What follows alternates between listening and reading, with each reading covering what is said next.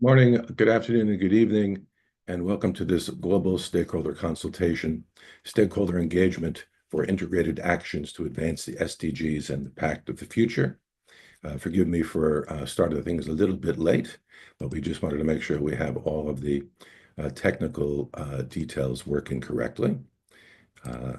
I will now set things up and we are ready to go. This event has been organized by Stakeholder Forum for a Sustainable Future in cooperation with the United Nations Environment Program in New York and with the financial support of the European Commission. I'm Charles Newhan of Stakeholder Forum and your host today. For those of you unfamiliar with Stakeholder Forum, it is an international not-for-profit NGO that has, for more than 25 years, been working to advance sustainable development at all levels. Stakeholder Forum seeks to provide a bridge between those who have a stake in sustainable development and the international forums where decisions are made in their name. This webinar will, among other things, reflect on the Pact of the Future and how the Integrated SDGs initiative and the communities of practice that we have established can contribute to implementing the Pact and to help accelerate and sustain the environmental dimension of sustainable development in the remaining years to 2030. Integrated SDGs is designed to bring together, in partnership with major groups and other stakeholders, academics, policymakers, and practitioners across disciplines, sectors, and specialties to find and implement integrated approaches to accelerate SDG progress. As you can see on your screens, I'm joined today by several colleagues from Stakeholder Forum and the Integrated SDGs team here in New York and virtually, and by a distinguished group of guests. Now, for the sake of delivering as much meaningful content as possible in the time we have, we will introduce our speakers and panelists by name and affiliation as they take the floor with brief bios rather than extended bios. Now for a bit of housekeeping. Before I hand the floor over to Stakeholder Forum Director Irena Zubcevic, there is a bit of housekeeping to attend to. We have with us today from Cali, Colombia, where they are providing interpretation services for the Convention on Biodiversity Conference, Pierre-Yves Sarnay and his team of interpreters. Many thanks to Pierre-Yves and his team for providing this valuable service.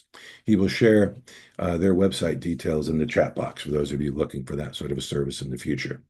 Now, to listen to the event in French or Spanish, please look at the bottom of your Zoom screen and choose your preferred language by clicking the interpretation icon. Please note that when you're choosing your preferred language, you can reduce the volume of the presenters speaking in English so that you can properly hear the translation in your mother tongue. Also, note that all three language versions of the webinar are being recorded, and that links to them and a copy of the presentation will be posted on the SDGs website soon afterwards. Now, please note that the webinar is being live streamed on YouTube, and a link to the recording will be posted on the IntegrateSDGs website soon afterwards. And as you'll see, attendee cameras and microphones are muted and will remain so throughout the webinar. However, we will make time for questions from attendees after the panel discussion. We have allowed extra time to do that. Now, those questions should be submitted in the Q&A section at the bottom of your screen, not in the chat section. That, of course, gives us the opportunity to review those questions and pose relevant questions in the Q&A section to the panel. You're also welcome to scroll through the questions and vote them up. That is, vote for a question that you two would like to see addressed. This way, it'll help us select questions that the panel can answer in the time we have. Also, please note that the chat section is for you to communicate with each other, where you can post links to matters and documents relevant to the webinar topic and share content with each other if you wish to. Now, let's get started with opening remarks from Irena Zubcevic, Director of Stakeholder Forum, followed by remarks from our three distinguished guests listed on your screen. Irena, you have the floor.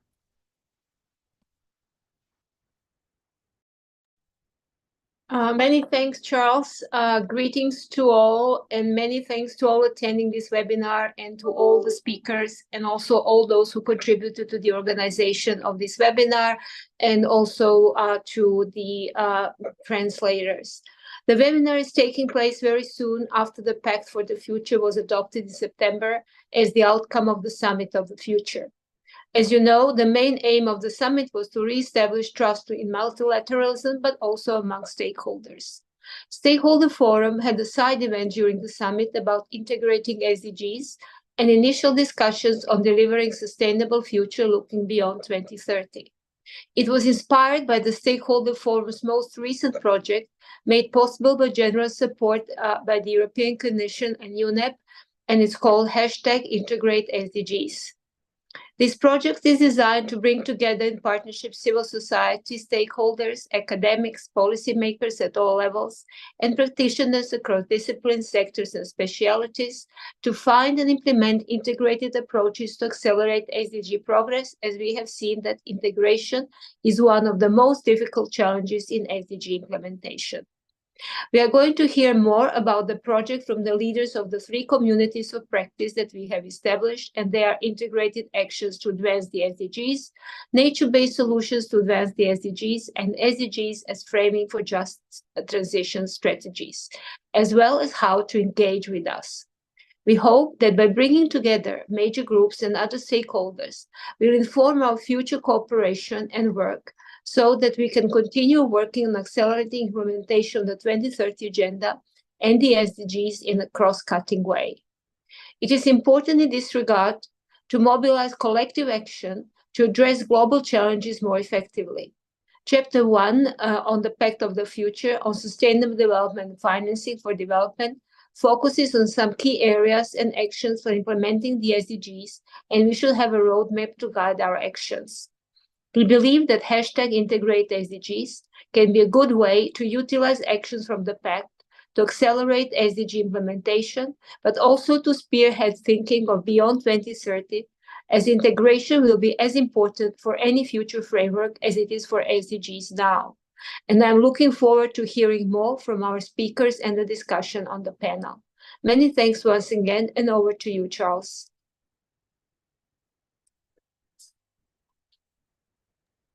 Irena, thank you so much. Let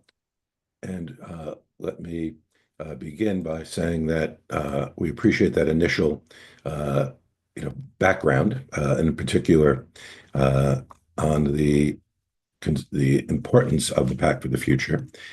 We now are going to go on to our first speaker. But before we do that, on behalf of the entire IntegrateSDGs team, I'd like to thank our next guest in advance for taking time out from their very full schedules to join us this early in New York. Ali Henman is our first speaker. He is the Global Coordinator of Action for Sustainable Development. He also serves as one of the organizing partners of the NGO Major Group and a co-chair of the Major Groups and Other Stakeholders Coordination Mechanism linked to the High-Level Political Forum on Sustainable Development. He has considerable experience in strengthening civil society participation and governance around the world. Ali and his organization support the engagement of community organizations and national coalitions in the implementation and follow-up of the SDGs using people's scorecards for national accountability. Ali, please activate your microphone and webcam. You have the floor. Thank you very much, Charles, and thank you, Irena. Also, it's good to join you all today. Thank you for setting up this very useful and informative discussion. I'm glad to be able to join and give a few ideas and thoughts to help in the ongoing dialogue that will happen today and over coming months. As you rightly pointed out, and as Irena has said, we are meeting quite soon after the summit. Many of us were highly engaged in September, and I know that we're still kind of digesting everything that's taken place over these last couple of years. So just to set the scene and to remind us all, this is a process that has been going for some time. It was really initiated around the time of the UN at 75, and soon after that we saw the Secretary General proposing a process which was known as Our Common Agenda, which was, as Irena has said, really aiming to rebuild trust and enable a broader dialogue on the future of multilateralism. And that really sort of set the scene for what then became the Pact for the Future and what we see around the Summit of the Future that took place just recently. So this is a long process, and clearly there are many different moving parts. There are many different coalitions, many different viewpoints, both from civil society and stakeholders, but also from different governments. It has been a challenging process, I think it's fair to say, and we have seen some divisions amongst different member states in terms of how they view what this pact could offer. But certainly from our point of view, we have aimed to bring as many different voices and as many diverse perspectives as possible to inform the emergence of the pact, and to try to shape that pact in a way that reflects the diversity of views from around the world. So as you'll remember, many of you on this call, I'm sure, have been involved. There were a series of stakeholder dialogues with the co-facilitators, and in the case of the Pact for the Future, it was the ambassadors of Germany and Namibia who served as the co-facilitators, and they were quite open to engaging with stakeholders.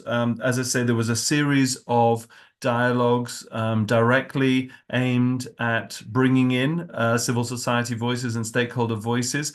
Most of these were hosted as online calls, such as the one we have today, with the co-facilitators listening and opening the floor to many different stakeholder views. So there was an opportunity there to feed in.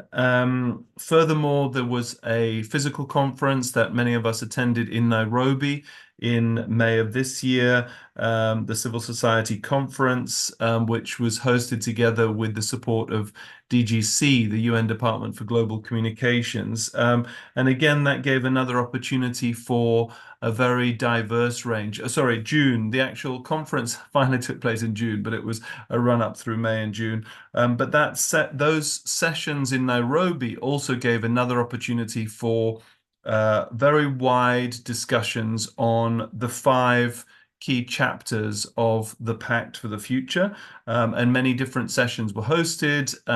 The co-facilitators again were there in person and were quite open to joining events and to bring in views during those 2 to 3 days in Nairobi. So I would say, you know, that's the kind of the good side. The positive side was that a series of engagements did take place. There was opportunity to engage with the co-facilitators. The more challenging side is that many of these inputs, it was hard to see where these inputs actually would land in terms of the official text itself. So if we look at the official text and the negotiations on the actual pact, unfortunately, we saw within earlier this year that the official negotiations on the pact then became closed. While they had been open in the first round around the time of the zero draft, by the time the zero draft was out and the subsequent negotiations were then closed to stakeholders. And so that made it much more difficult to know what was actually going on with the main text itself, and how these dialogues that were taking place with stakeholders, both online and in Nairobi, how those inputs were actually informing the main negotiation on the text itself. And we saw, and what we heard from different member states, is that there was quite a lot of difficulty around agreement on some of the language, including some of the language on stakeholder participation, which of course is a big concern for us and one of the things that we were most closely following. We understand there were also challenges around language on human rights, language on gender, language on climate, all of which are areas which should be well accepted and well established already, given other processes that have been happening in previous years. So when we now come to look at the text itself, the final agreed text of the Pact, I think there are some good steps included in it. And certainly the impression we have from some member states is that the text is a little stronger than it might have been. There were some pushbacks right up until the end, including, as we saw, at the actual General Assembly, where amendments were still being tabled on the day that the pact was presented by Russia and several other member states. But nevertheless, the text does include some quite strong steps forward that allow us to build further in terms of how multilateralism might further evolve. I just want to run through a few points from the text itself. Firstly, on financing and the SDGs, you will see what's called Action 4 has very specific language around bringing more financing forward to deliver the SDGs. And in particular, it talks about working with and for the most marginalized communities, those who are most often left behind. And so ensuring that finance does actually reach those communities. There's also Action 6, which is specifically about poverty and social cohesion and links towards the World Social Summit, which is coming up in 2025. There's quite a bit of language also on justice and human rights, and actually talking to the Office of the High Commissioner for Human Rights, they felt that the human rights pillar is being more well recognized, and they were pleased to see that language in there. Furthermore, on gender equality, there are a number of specific references that did stay in the text on gender equality. And particularly on peace and gender. And I think that's a crucial point around the impact of violence in war on gender equality. And so ensuring that that language remained, I think, is a good step. Furthermore, on climate, there is reference to transitioning away from fossil fuels. However, unfortunately, on climate, it's really a reaffirmation of text that's already been agreed previously at the COPs. So there's nothing really that's significantly new on the climate side. But I'm sure that the upcoming COP in Azerbaijan and the next one in Brazil will be crucial to really accelerate change on climate. Youth and future generations is an entire section, and there is some progress there in terms of specific references to youth participation. I know many colleagues working on the youth side work very hard to ensure youth voices were included and will continue to be included. The science element is also strong, and I think this will tie in quite closely with the digital compact, which will be discussed later, and the importance of understanding governance over new technologies and AI, so that these do not come, further exacerbate the digital divides that we've seen. And then finally, on the global governance side, the fifth main chapter, you'll notice that there are specific references to ECOSOC, the Economic and Social Council, and in particular to NGOs accredited at ECOSOC. We're glad to see that that is again reaffirmed. That's one of the central ways for stakeholders to engage at the UN. And then towards the very end of the text, Action 55, does talk about engaging more in dialogue with what is termed relevant stakeholders. It doesn't say major groups and other stakeholders, it says relevant stakeholders. So this leaves things relatively open. However, there is a mention also in that same action to making the most of existing channels for engagement. And we think this is really important because, of course, there are already very strong existing channels, both at the HLPF, at UNEP with UNEA, at the UNFCCC with the major group system there as well. So we really think that it's essential that we build on those existing channels, further strengthen those existing channels, and ensure that dialogue continues to be at the heart of how the UN is structured going forward. So I hope that gives you some inputs in terms of the Pact. We know that there's a lot more text there that I haven't been able to refer to, but I've tried to pull out the areas which have been most contentious and also most relevant to many of us as stakeholders. Thank you, Charles. Back to you. Thank you, Ollie, in particular for the background, the run-up, which is something that many people are not involved with in any way. And especially thank you for taking the time to join us today. Okay, we'll now hear from our second distinguished guest. Kehkashan Basu is founder and president of the Green Hope Foundation. She's an educator, environmentalist, champion of women and children's rights, and an exceptionally effective sustainability campaigner. Kekishan is the recipient of Canada's Meritorious Service Medal and the only Canadian to win the International Children's Peace Prize.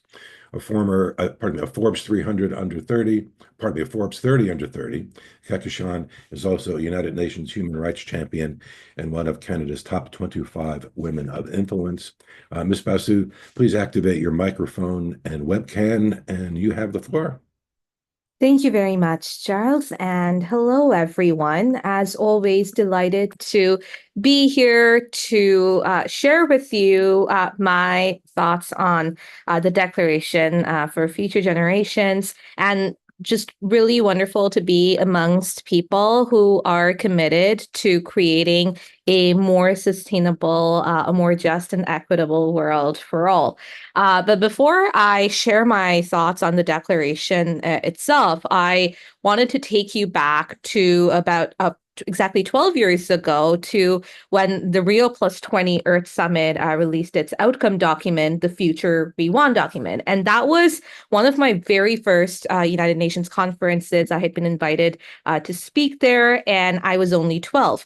And so as a very young person attending some of our very first negotiations, I remember thinking about, how is it that in all this outcome document that is so very all-encompassing, how are we going to address the very specific needs and wants of different demographics, young people being one of them, given the fact that the outcome document is labeled the future we want.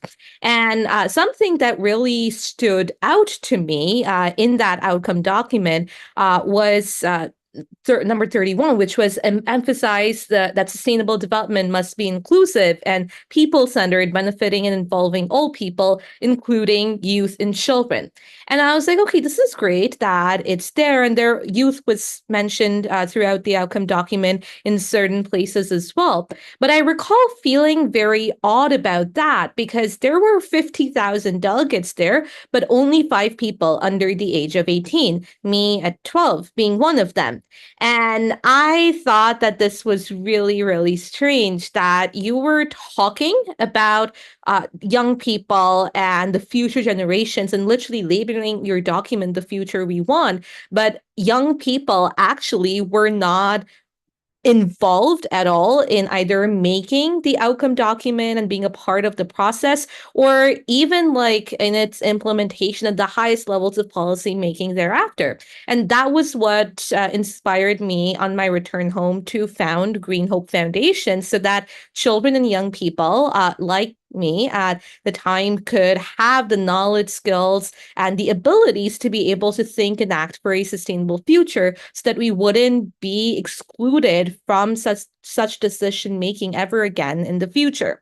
And so now, 12 years later, at 24, looking at the Declaration on Future Generations and seeing how the Summit of the Future looked at young people, not just the summit itself, but even all the negotiations leading up to that, it was really heartening to note that it wasn't just 50,000 delegates and 5 people under the age of 18 anymore. We had a significantly larger number of young people, not only involved within civil society, but also being a part of the negotiations, being a part of the member state delegations, and having our needs and wants truly represented at this really big summit. And not just that, but also in the outcome document, and specifically having something written for young people as a declaration on future generations.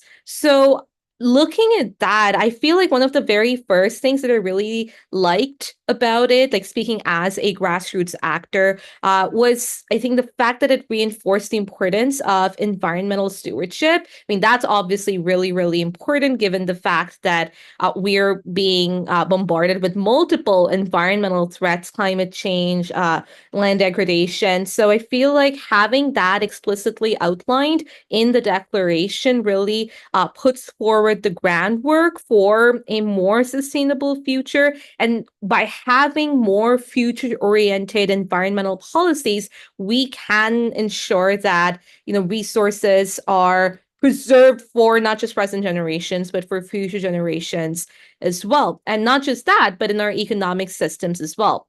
I also like the fact that it wasn't just, sustainability as an environmental problem. It did focus on all three pillars of sustainability. So the societal aspect and the societal equity and justice aspect was something that I was like, okay, this is really great that they're addressing the intersection of young people's problems with societal inequity and injustices, and specifically how it addressed the concept of systemic inequalities that affects young people, especially young people in what we label as global south, and ensuring that we're able to move forward by promoting equal opportunities for all, regardless of where our young people come from. And of course, also the fact that it focused on the economic transformation, promoting a shift from short-term gains to long-term sustainability. I think that putting forward that model of a circular and regenerative economy is something that is really, really important when we're thinking about our future generations, and for our young people as well, to address youth unemployment and ensuring that our young people have the skill sets to be able to think and act for a sustainable future. And and to stick with the positives, I think also putting forward this legacy of responsibility, I feel like that is very, very important. So because it's not just someone else's problem that's out there, I feel like ensuring that we understand that having a declaration that actually instills this profound sense of responsibility in all of us is very, very important, because it challenges everyone either reading the document or kind of trying to understand what it stands for, to think beyond our immediate interests and consider the long-term consequences of our actions. And that would truly ensure that it is a declaration not just for our present, but for the future generations as well, to think about what's going to happen in the years to come. Now, those were the positives, but looking as a young person working on the ground, some of the very glaring drawbacks that were there was, I think, the first and most important thing is that there is a tremendous lack of enforcement mechanisms. I feel like there's, and it's not just me, but there a lot of us as young people feel like there's a lack of binding commitments or enforcement mechanisms. So it really makes it challenging for institutions, especially larger institutions, to kind of hold themselves accountable for their promises. As grassroots actors, we are implementing what is there in the declaration as the declaration was being put out there. But there is still a lack of enforcement when it comes to larger institutions, specifically governmental institutions. There's also a lot of kind of ambiguity in some of the standards that are out there, where it's like it's not really kind of certain what exactly they're talking about. So that would lead to more inconsistent implementation and people interpreting it however they see fit, which means that they might not implement things at all. And the last thing that I probably would say is that there is a lot of emphasis on future generations. Obviously, it's a declaration for future generations, but as young people, we are part of the present generation. We are right here, and I am, as a young person, speaking to you right now. So I feel like kind of pushing the responsibility on people as, oh, this is just for future generations. Our future generations will take care of this, and this is just for the future, kind of takes away the responsibility that I was talking about earlier, that the declaration did try to put forward and put on people, that this is all of our responsibilities. So I feel like that is something that also needs to be addressed as we are moving forward and trying to see how best we can make this a declaration on future generations as a part of a pact for the future a reality. And I would just say in conclusion that this is an outcome document that I feel finally does reflect a lot of the needs and wants of young people, but there is still a really, really long way to go in truly identifying the intersectional needs and wants of young people from all across the world. And if I compare it to 12 years ago, to the future we want outcome document of Rio Plus 20, there has obviously been a lot of progress, not just in the text of the document, but also in who was involved in making it and who is going to be involved in implementing the text in the future and in the present. But just looking at it now, even as a grassroots actor, there is still a lot more work to be done if we are to truly implement Agenda 2030 and move beyond that and implement all of our sustainability goals and targets. And I do believe that looking at this as a living document to encompass the needs and wants of not just the future, but also the present generation, and pushing for greater accountability at all levels of decision making is crucial if we are to achieve a more sustainable future and actually make sure that the Declaration for Future Generations is not just another text, but something that actually inspires us to continue to act for a more equitable and just future. And I do believe that the choices that we make today will echo through the ages. So let us ensure that they resonate with hope, justice, and sustainability. Thank you. And back to you, Charles. Thank you, Sean. Thank you ever so much, especially for the sort of then and now perspective. And what I'm going to just do is ask you to think about that when we have you later on the panel. If you could perhaps say a few more words about, how more engaged the youth community is now than it was 12 years ago. I think that's an important thing people would like to hear about. So in the meantime, we'll move on to our next guest. Ms. Neth Danyo is the Asia Director of the ETC Group. She's a researcher who has done in-depth analysis and published work on various issues in agriculture, plant genetic resources, new technologies, and climate change in developing countries, particularly in Southeast Asia.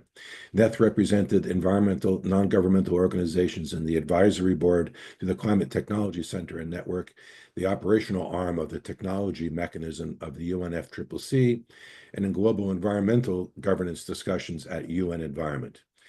Neth, thank you so much for being with us today. Please activate your microphone and webcam. You have the floor. Thank you very much for the kind introduction, Charles. Can you hear me well? Yes, we hear you very well. Thank you. Okay, thank you. I was actually asked to provide a few remarks on the Global Digital Compact, which is an annex to the Pact for the Future. And this is one part of the Pact for the Future that I've followed from day zero, day -0. And we have really followed this despite all the limitations for engagement with the negotiators in New York, also with the entire process, no?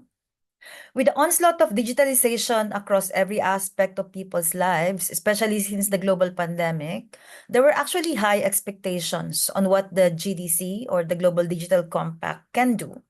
That would make a difference in our lives as peoples and on Mother Earth. This was when we started the engagement with the GDC. And I think this hope was sustained throughout the engagement despite limited spaces for civil society.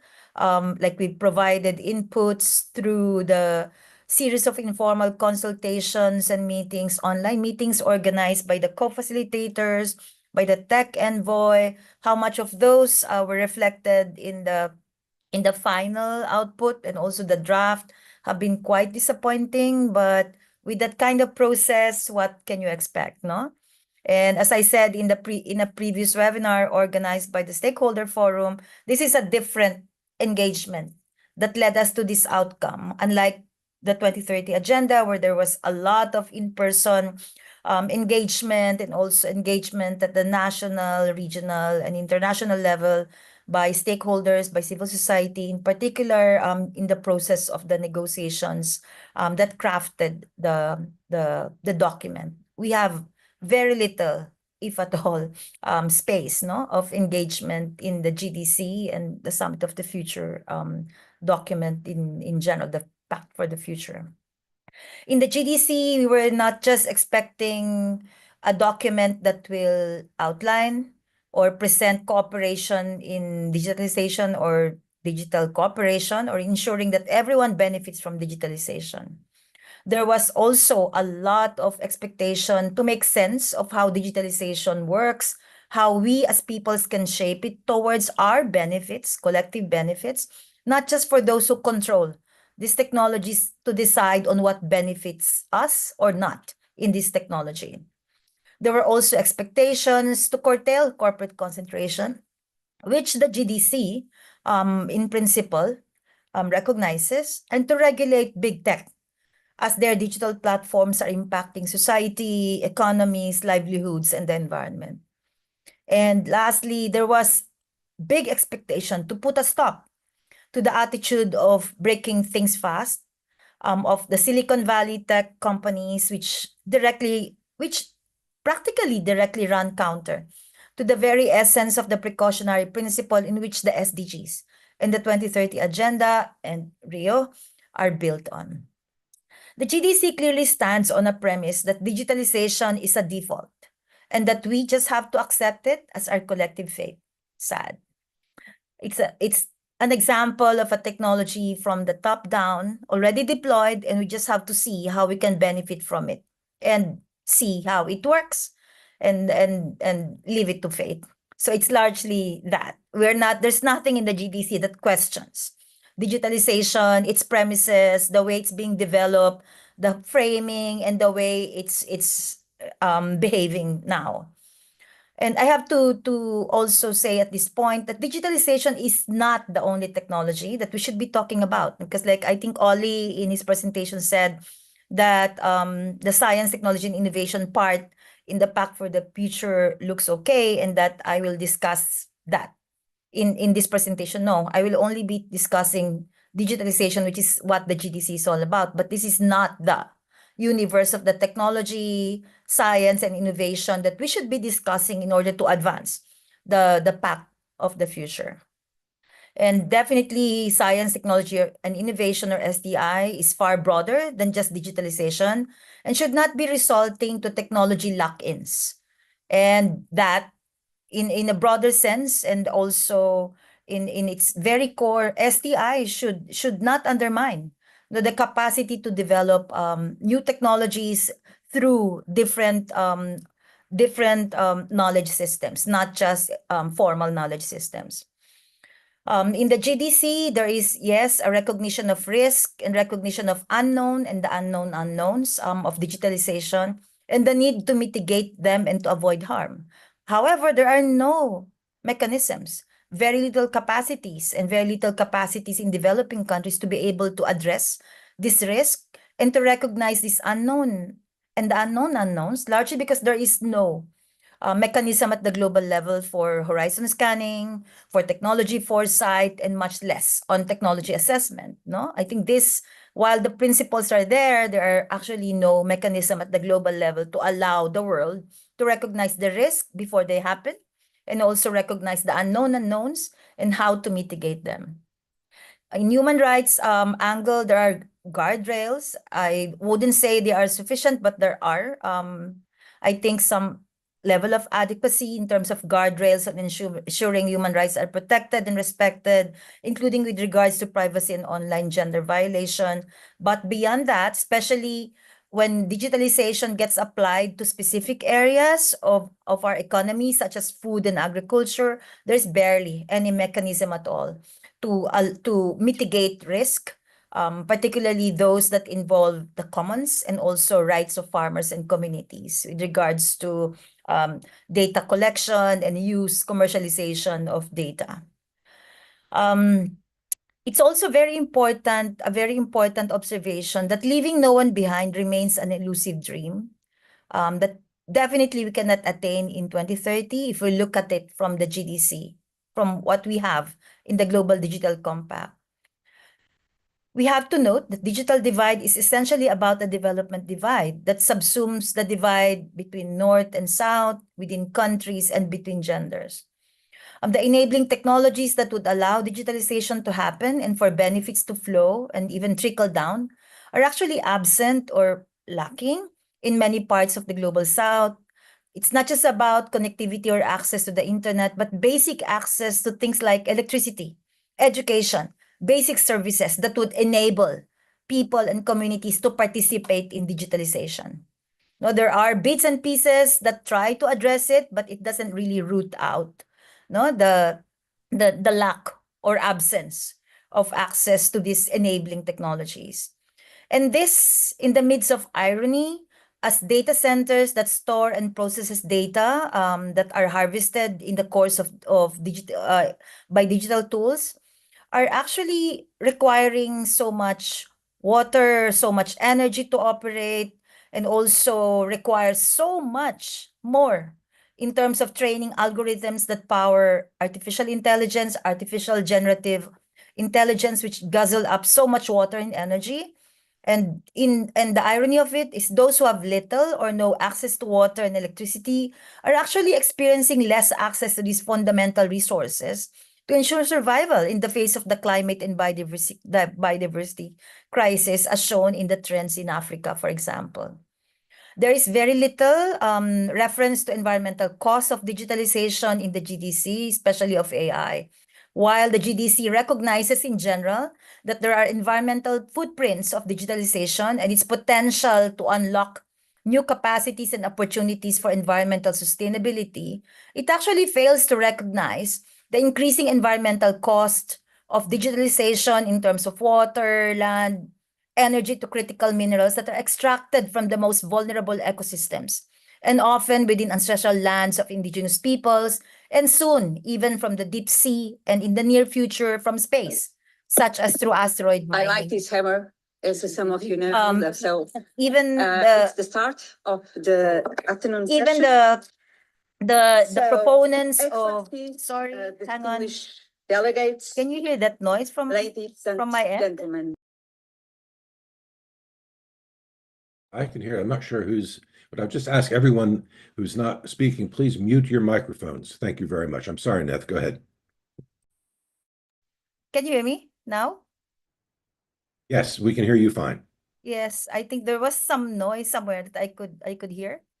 So while the GDC recognizes environmental footprints of digitalization, it actually fails to recognize the increasing environmental costs from water, land, energy to critical minerals that are extracted from the most vulnerable ecosystems, as I said, and soon even from the deep sea, and in the near future from space, such as through asteroid mining. Even the proponents, the most hard proponents of digitalization and AI actually admit that you will need quantum leaps in energy to meet the energy needs of artificial generative intelligence in particular. And while civil society continues to raise alarms on the dangers of nuclear energy, when it puts climate goals at risk, big tech are actually increasing their investments on more nuclear power plants.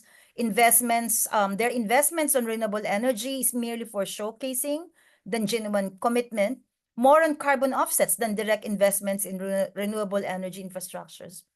Lastly, I would put some notes here on how do we, as civil society and social movements, respond to the GDC as it has been adopted. Let's acknowledge that there are actually some useful hooks in the principles and commitments in the GDC that allow us to make governments, the UN, and corporate players accountable, especially as linked to earlier commitments in the SDG and the 2030 agenda. While we were left out in the negotiations that led to the GDC, we should not allow ourselves to be left out in the implementation, especially in shaping interpretation and operationalization, monitoring, and review. We should be very clear in registering that who pays for all these commitments in digital cooperation. This should not saddle public funds, and definitely private money should not be used as a leverage to push for more digitalization. And any public money on digital cooperation should not sacrifice, undermine the implementation of commitments in the SDGs. And this is a big concern, especially with more and more limited finances that are coupled with pressures coming from institutions that promote digitalization.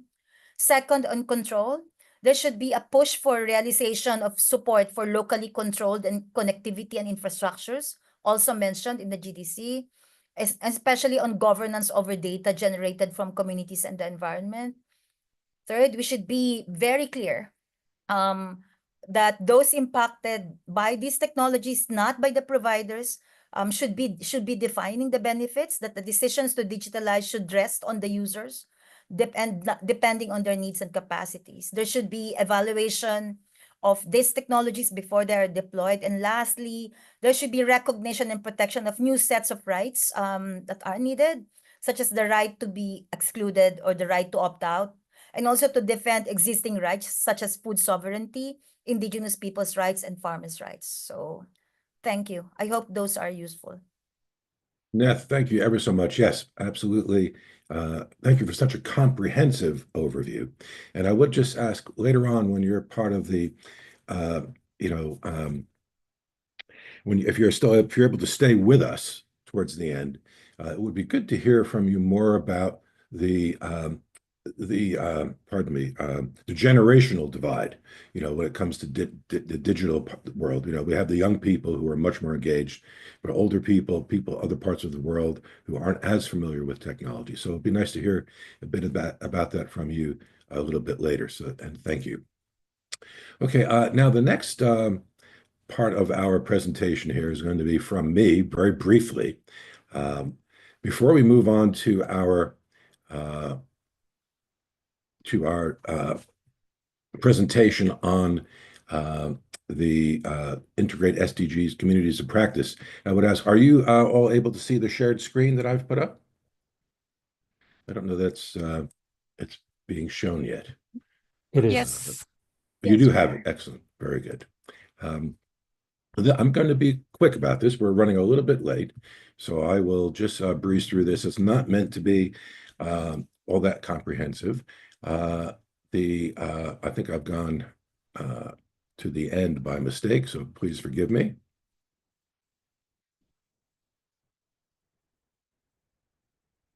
Here we go. Now, as you see on your screen, this is an introduction to the website and to the communities of practice. I'm just going to be looking at it now, so pardon me for having my head turned. The website is meant to be a resource by stakeholders for stakeholders. I'll talk a bit more about that in a moment. It's been designed we hope to be a modern and appealing way. You notice up at the top, rather than having a typical older style menu bar above, there are the three little dashes here on the side.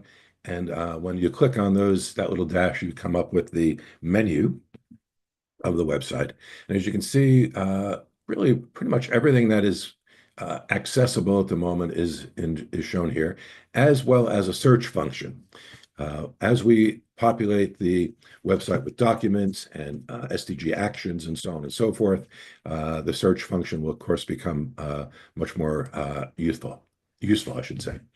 Now, the communities of practice, they are meant to be groups of practitioners, stakeholder practitioners from all walks of life, with the focus that the initiative has on the integrated aspects of the SDGs. And integration, of course, is an important thing that up until recent years hasn't quite had the attention that we think it should have. One example of what one of the pages looks like, there are 3 communities of practice. This is just an example of Community of Practice 1, which is led by my colleagues David and Ahmed. And you'll see there is, when you go onto the website, when you click on the terms of reference, there's more detail about the particular focus of the community, and also down below resources. And by clicking on resources, we will be populating it with resources specific to the topic and others that the people within the communities of practice have agreed upon are useful for stakeholders to have access to. Now, there's an engage with us function, which is found within various pages and also in the menus. And the idea here, of course, is for those who would like to work with us, those practitioners who would like to engage with the communities of practice. There are the 3 groups, and if you notice at the very bottom of your screen, I'm sorry, it's a bit small, there are 3 options. There's a little blue dot in the first one, which is there by default. But if, for example, someone wants to participate in group 3, it's just a question of clicking on the little dot down below, and that then will bring you, you can then, I'll go back for a moment, filling out your details, just hit submit, and then it will come to us, and we will then invite you into the groups. Now, resources, as you saw earlier on the menu, this is just an example of some of the resources. Again, it's a bit small. I wanted to be able to show that it's building, and this will be information to relevant UN documents and other documents related to the SDGs that are relevant to the project. Now, another of the pages are the events, as you can see here. And that's a nice format where we have the option to post them. And then, as you noticed at the bottom here on this one, read more, further going on to details where you'll find recordings and documents and so on. Now, this is a nice format, which we think is both interactive and informative. We'll do the same with publications. At the moment, this is an example of what's there. This report in the middle in particular is to do with one of our team, actually two members of our team were in Nairobi at UNEA 6, and there's a report on that that can be found there available to everyone. Now, this is an important part. Part of the idea of an interactive database, not just an interactive website, is that we are now looking for contributions from civil society and other stakeholders on actions around sustainability that they're working on. Similar to what is done by the United Nations with the SDGs action platform. We're looking for integrated actions. And I'll move on to the next slide, just a bit of a close-up.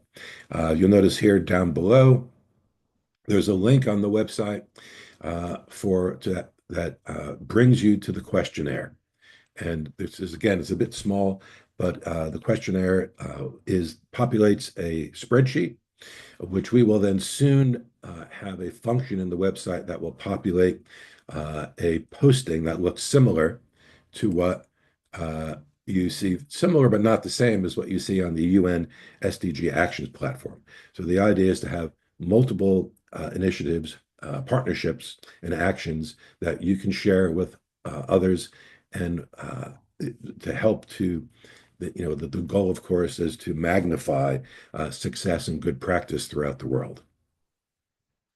And it will look something like this. I bring this up again. So it'll be a posting directly to each of the initiatives. And we hope to have that functionality is being worked on by our webmaster. And we're actually hoping to be able to have something this week. We've already had a couple of inputs, and we're certainly hoping to get more from the likes of yourselves and others. Now, very quickly, I'll just move on to the IntegrateSDGs Circle community. What we are doing is for our members, those who join the Circle groups, I should say the communities of practice, will be doing so through a platform that is separate from the website. It's Circle, which is a really effective and great place to communicate. This is what the homepage looks like when people who join the circles log in. This is what they'll first see. In this case, it's my image. This is my login. And you notice across here, these are the three groups. These are the current members, and it's growing every day. In fact, when I woke up this morning here in New York, there were already another half a dozen people who had been invited to join, who we will send invitations to the Circle process. And the thing with Circle is the members will be able to interact with each other, have meetings with each other, share documents, and strategize on what focusing on their community of practice can accelerate the SDGs in the way that we're all hoping will be in this run up to 2030. One example, there will be resources for the members. This is just one example of one of the resources that was posted by our colleague David O'Connor. Many more will be posted. The members have the ability to do this, so we hope to have information there that's meaningful and useful to a wide range of people. And that's the end of that. Now, just to say, what you see up on your screen, we'll be sending out some invitations, we already have. This was just a quick overview. We are going to be having a actual training session on the 30th of October. And those people who are members of the groups will be invited to that training session. And of course, we'll be happy to run the training session again in the future for new people who come on.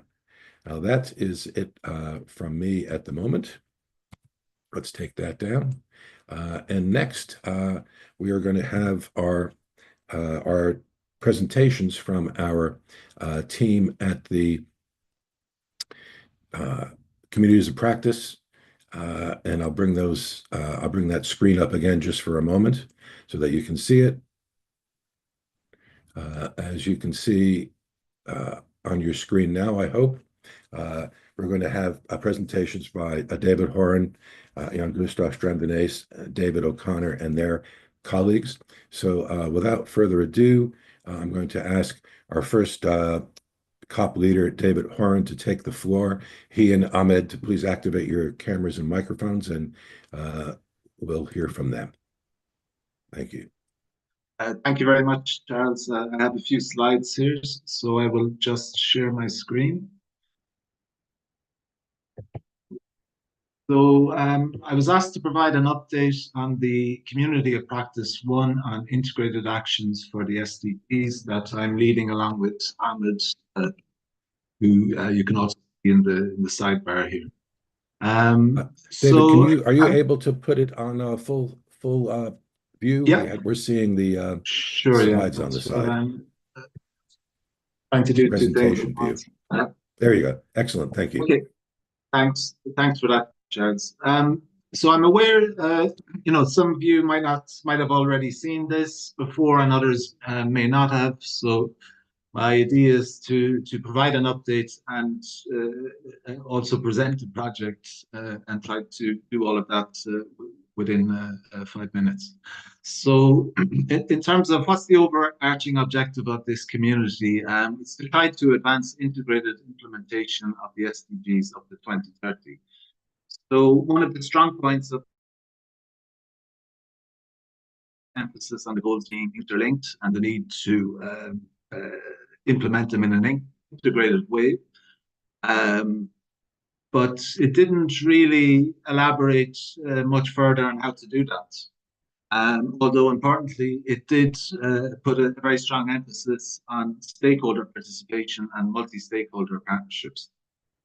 So that's one side of it. The other side is, you see here in brackets, I have and beyond. So that's referring to the Pact and its action 52, which calls for a considering of the consideration of the SDGs beyond 2030. So that discussion scheduled to start in 2027 at the summit, and an objective of this project is really to think hard about what a good elaboration on integrated implementation could be when we come around to considering ending the SDG when that starts.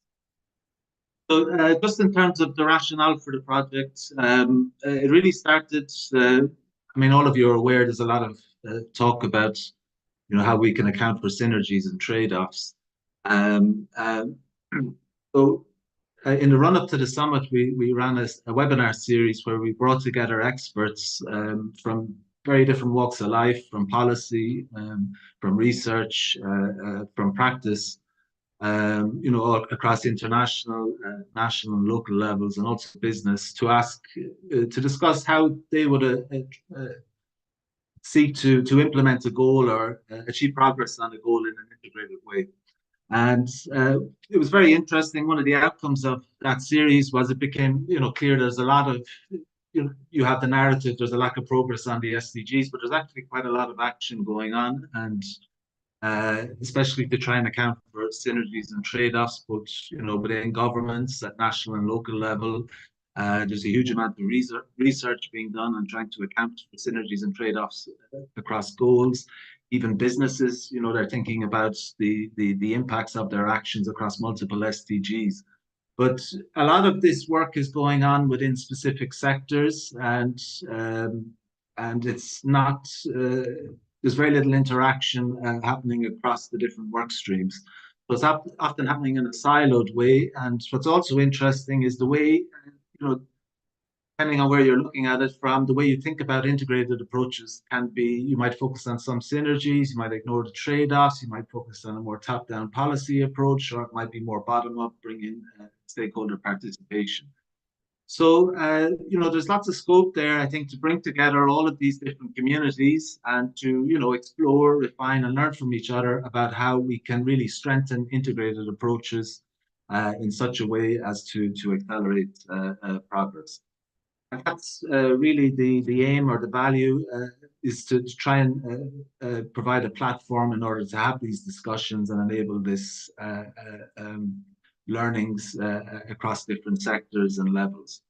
And, at Stakeholder Forum, our take on it, and I feel it quite strongly, is that, while a lot of the discussion now on integrated approaches focuses on leverage points and, top-down, in a sense, top-down policies that can accelerate progress, there is a huge need for more multi-stakeholder approaches, both to better account for the synergies and trade-offs, but also to help identify solutions. And I was at a National Stakeholder Forum meeting here in Ireland this morning, and it was focused on local level climate action. The key word was the need to listen to communities.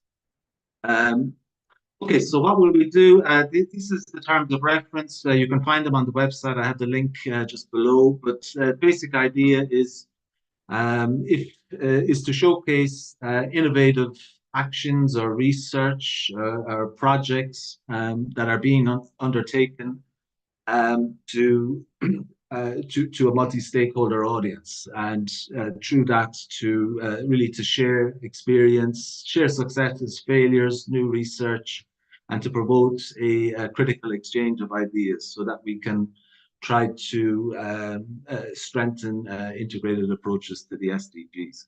And we hope that out of that will come new partnerships, joint projects that we can then showcase in events. Ali was referring to the different modalities we have in the discussions in policy, that we can use some of those to try and showcase the work of the community to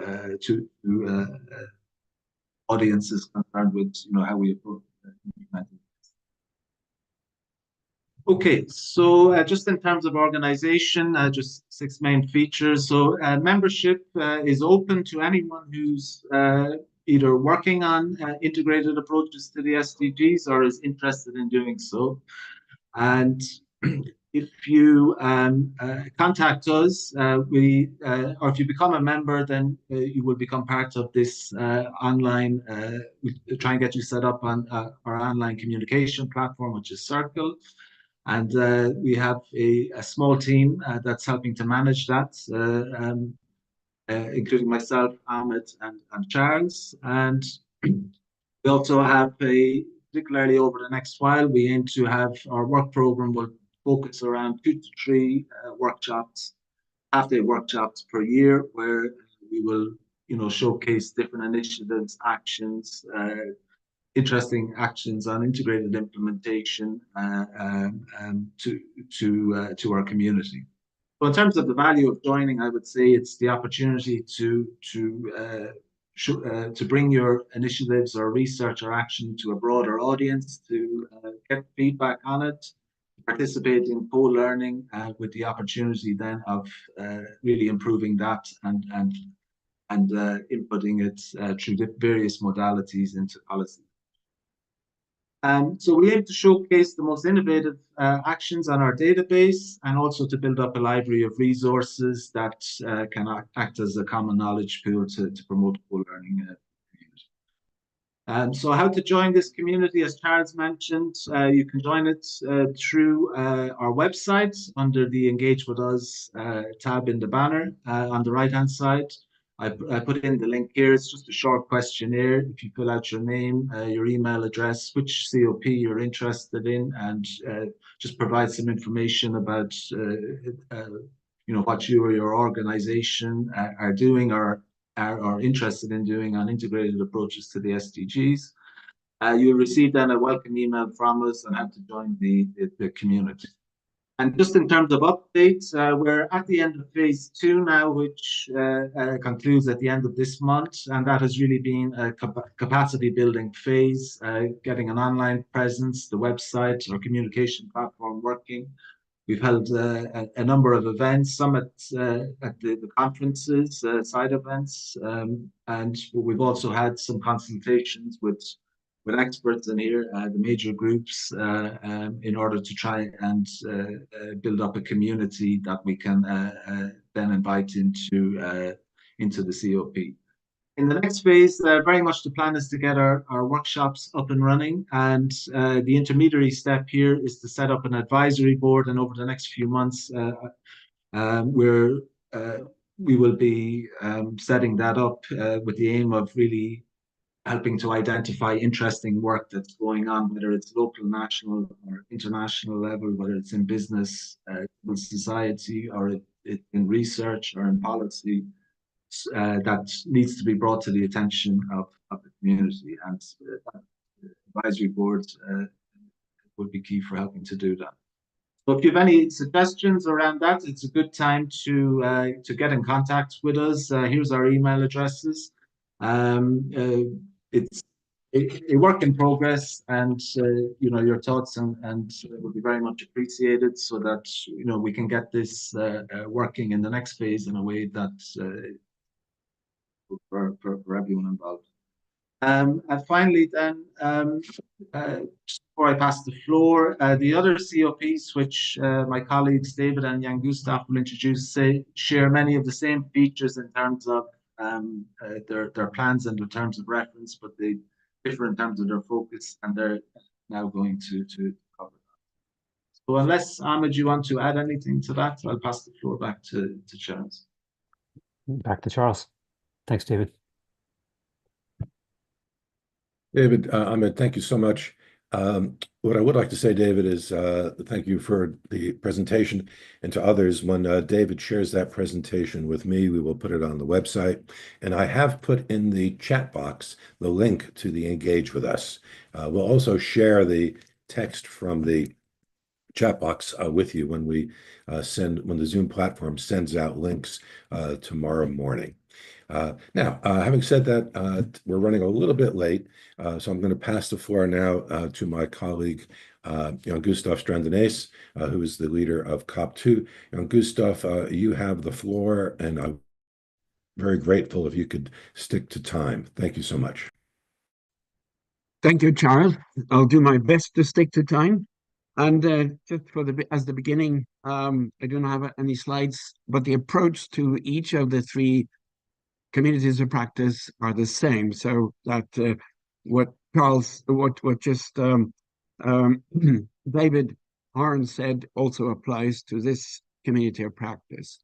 And as my colleagues have stated, inclusive communities of practice incorporating intergenerational partnerships are an important tool for advancing integrated approaches to the SDGs.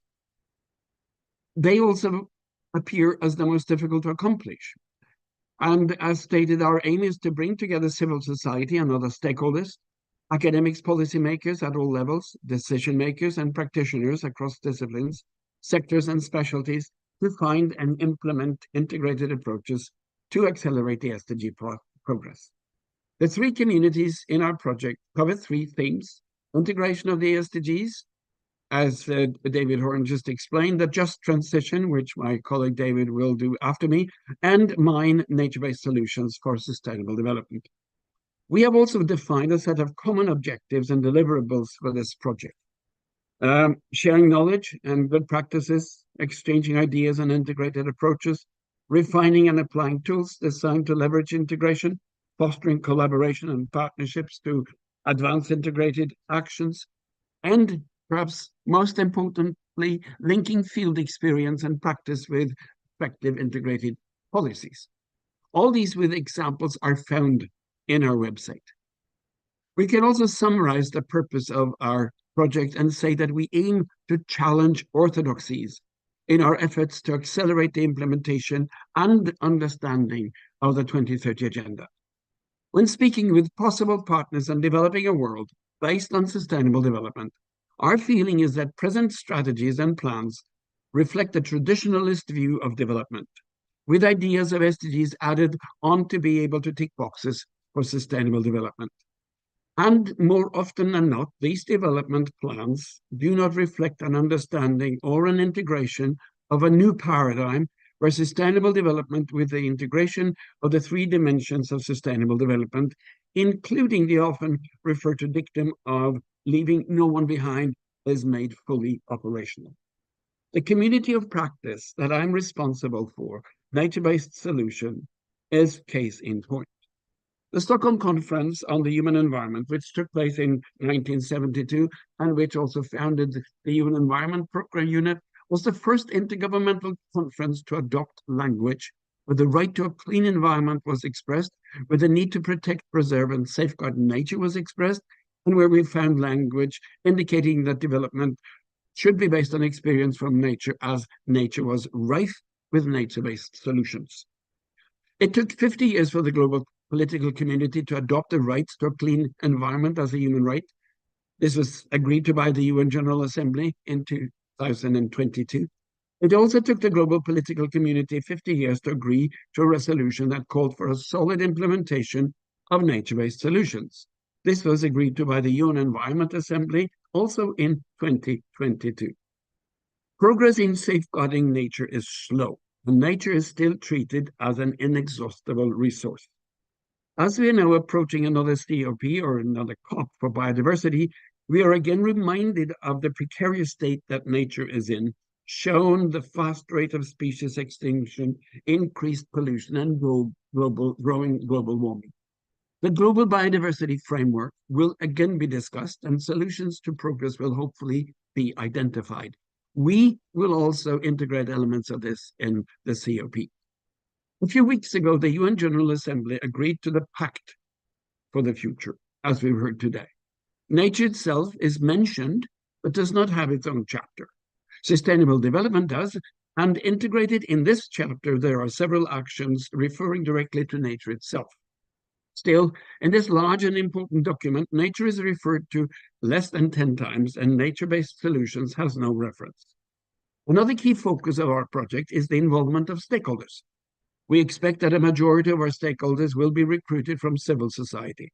The Pact for the Future recognizes civil society, though I would have liked to see the reference in a more dynamic context. The opening paragraph and the final paragraph of the Rio 20 outcome document from 2012, which incidentally is called The Future We Want, as Kekashan strongly said, refers directly to civil society as an active and respected partner. The Pact for the Future does not. Civil society is referred to 13 times in this important document, major groups not at all. But civil society is referred to in a mechanistic manner, not as a proactive stakeholder, which we want to have in our project. Still, the Pact for the Future is not entirely a bad document. Our project aims to identify solutions and scale up positive examples of stakeholder integration, of use of positive initiatives that will contribute to accelerate implementation of the SDGs. We will take on the challenges identified in the Pact for the Future, integrate elements from relevant UN documents pertaining to the themes of our communities of practice, and showcase these in our website.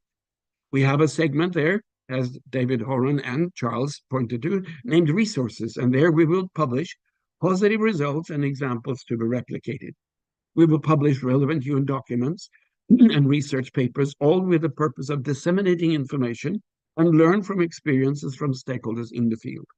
We will take positive results and see if the measurements of progress is accurate, and use field experience from partners to challenge existing policies, all in order to accelerate implementation of the SDGs. And we will allow our partners to speak for themselves. We can imagine a better world, which will be a world which is good for everyone. The 2030 Agenda is testament to this idea. The 2030 Agenda stands on the shoulders of previous efforts and is the result of more than 75 years of global collaboration, and its accumulated knowledge allows us to see further than ever before. We will find a better way to do this through our project. Let our present ideas, attitudes, and actions, therefore, be an inspiration for future generations. This is also the overarching philosophy of our project. I welcome you to participate. Thank you so much for your attention. Gustav, thank you so much, especially for, the wisdom that you bring to this. You've been involved in the process for a long time and have an understanding that most of us will never have. So I thank you so much for that. Now let's move on to our final presentation, and that's going to be by our third COP. It's the Charting Just Transition Pathways Towards a Sustainable Future group, led by David O'Connor. Dr. O'Connor is a fellow at Stakeholder Forum, and with his associate, Jamie Cummings, who's an associate, and they have an interesting interactive element today. So David and Jamie, please activate your microphones and webcams. You have the floor. Thank you, Charles. I'll be very quick because I think the points I would have made have already been made, and I want to allow time for the interactive part. I just want to say a couple of things. That climate change has long been a contested terrain. Initially, the science, a lot of pushback on the science and whether we really were experiencing climate change and whether it was really caused by humans, and that has been settled through the IPCC reports primarily. And then the terrain shifted to the economics. Oh, it's going to be too costly for us to phase out fossil fuels. And no, we can't do this. Coming, of course, from the big fossil fuel dependent companies and governments around the world. And clearly that has also been proven largely wrong, as the scale up of renewable energy has dramatically reduced the costs of new renewable based power plants relative to gas or coal. And so there's no longer a strong economic case that we can't afford this.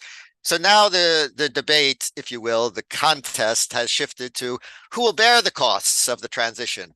This is a major restructuring of economies. Clearly, we're going to have new energy systems, no longer built around fossil fuels, new industries producing the things we need in a new economy, and who will benefit and who will bear the cost. And this is the logic of this community of practice. Obviously, that discussion on just transitions or fair transitions has become front and center in the intergovernmental process as well, in the UNFCCC. And we want to facilitate a conversation that brings in stakeholders broadly. The UNFCCC has its own engagement mechanism for discussing just transition, and we want to support that. We don't want to compete with it, but we think that we can play a role as having a link to the stakeholders who will ultimately have to decide how they want to engage and what they see as a just transition in their own lives, in their own communities, given their own livelihoods. And so that is what we are planning to do in our community of practice, and we've already begun doing by inviting various people to join, and hopefully we'll get some of you to join after today. So I'll turn it over to Jamie and let her carry on with the interactive discussion. Thank you, David.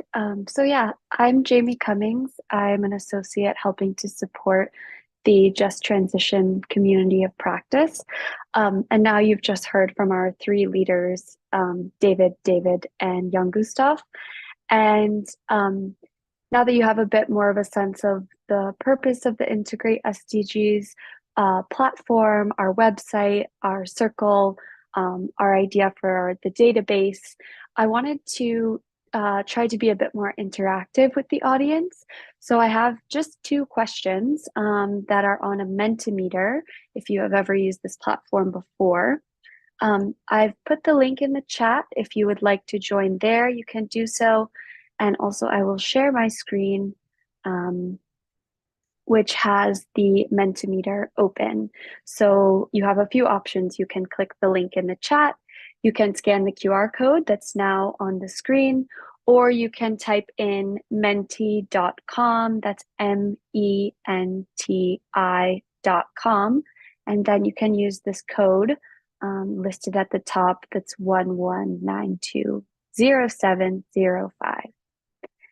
And the first question, as folks begin to join this sorry, I'm reading the answers. As folks begin to join this this Mentimeter is, in one word, what do you believe is the biggest obstacle to implementing the Sustainable Development Goals? And we see some answers beginning to appear on the screen. If there are answers that you agree with, you can put in multiple, like for example, if you agree that political will is the largest one, you can say that. And as you can see, it begins to grow as more folks agree with that answer. So go ahead and join the Mentimeter on your phone and continue inputting your answers, and we'll give it just another minute or so before we move on to the next question. Really interesting to see this word cloud developing. It looks like political will is certainly the central obstacle. We also see apathy, corporations, tokenism, divergent priorities, finance.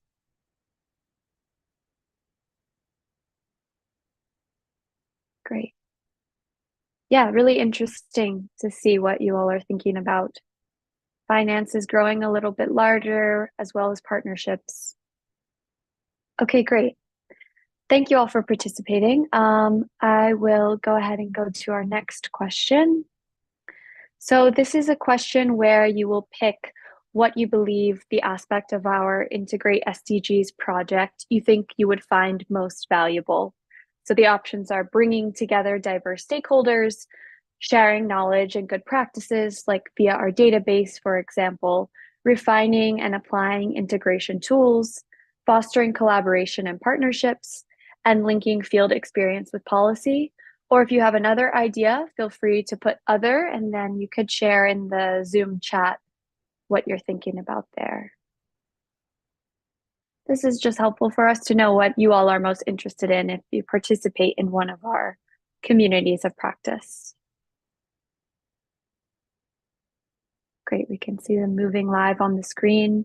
It looks like sharing knowledge and good practices is the highest right now. So that database sounds like it would be really interesting to a lot of folks participating.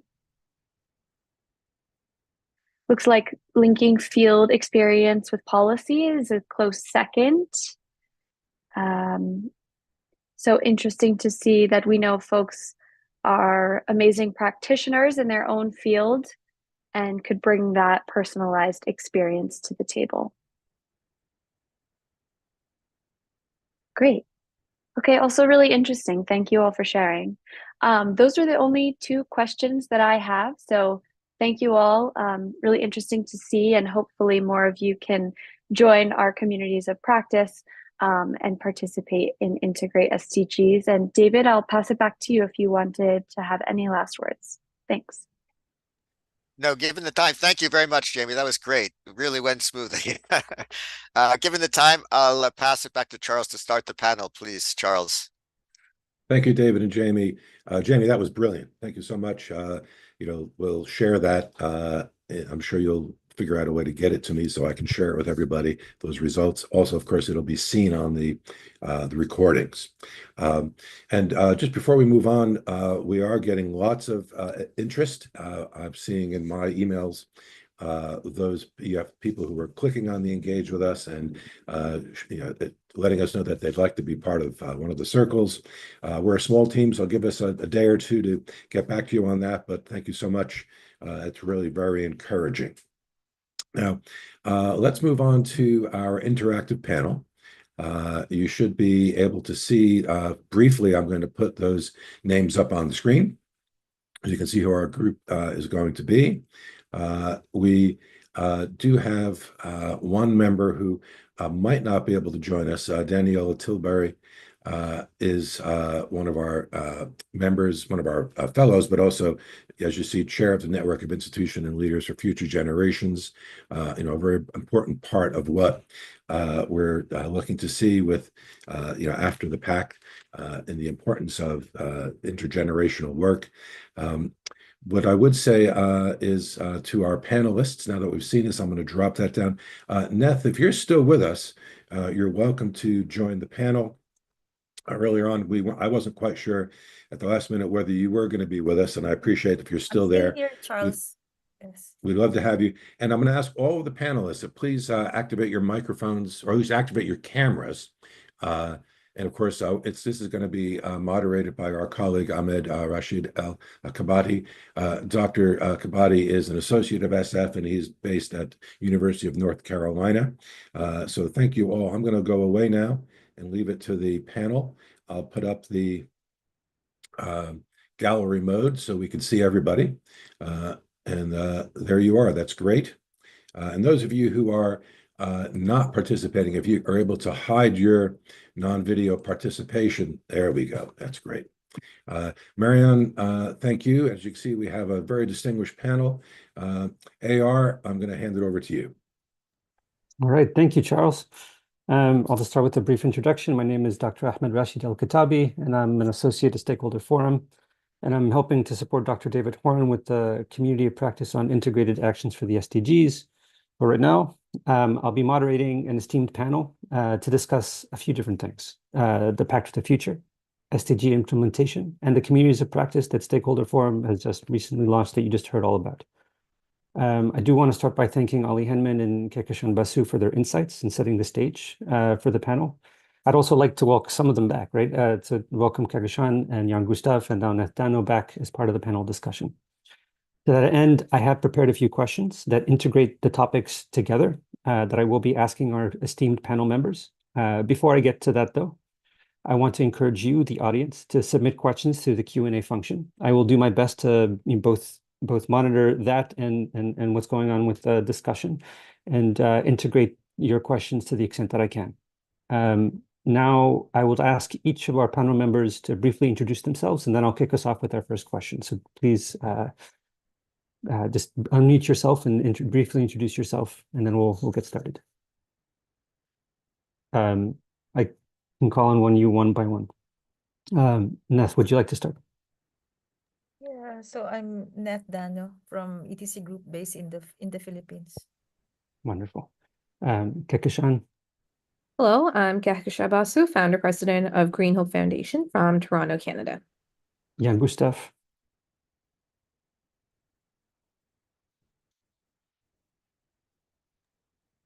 This is also a test to make sure everyone is still here. And I was kindly introduced by Charles. I speak to you from Oslo, Norway. Okay. Marianne.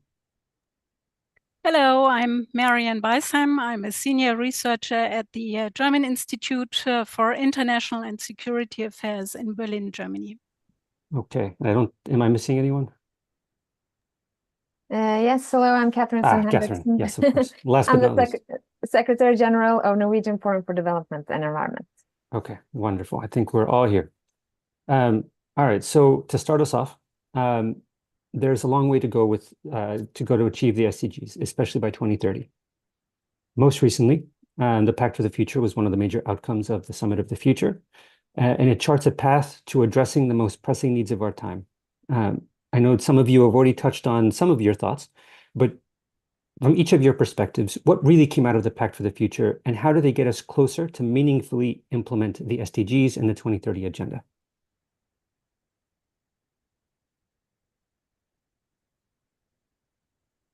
Whoever would like to start.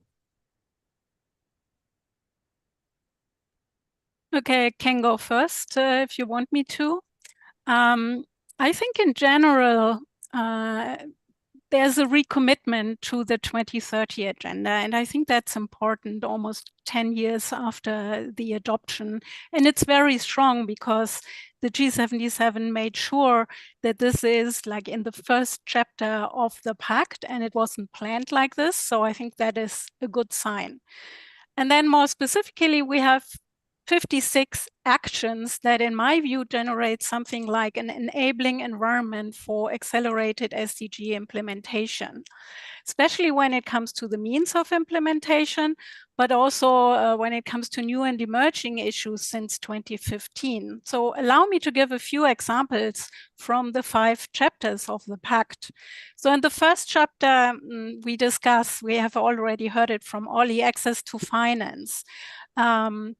But not only ODA, but also International Tax Corporation, an impact discussing, we'll have an SG report. The Secretary General has been asked to prepare a report on the impacts of military spending, how to measure sustainable development beyond GDP. We'll have a panel discussing new forms of indicators, a new set of indicators, the reform of the World Bank and the IMF, how can they support better accelerated SDG implementation, the debt architecture, and all this. There's also in this first chapter a reference to the high-level political forum on sustainable development, discussing how to advance sustainable development, not only by 2030, but also beyond. And they want to start this discussion at the next SDG summit in September 27. So that's already helpful that we now know that we have to prepare for this. In the second chapter, we have a discussion about peace and security, and I think it doesn't need any explanation how this is relevant for SDG implementation.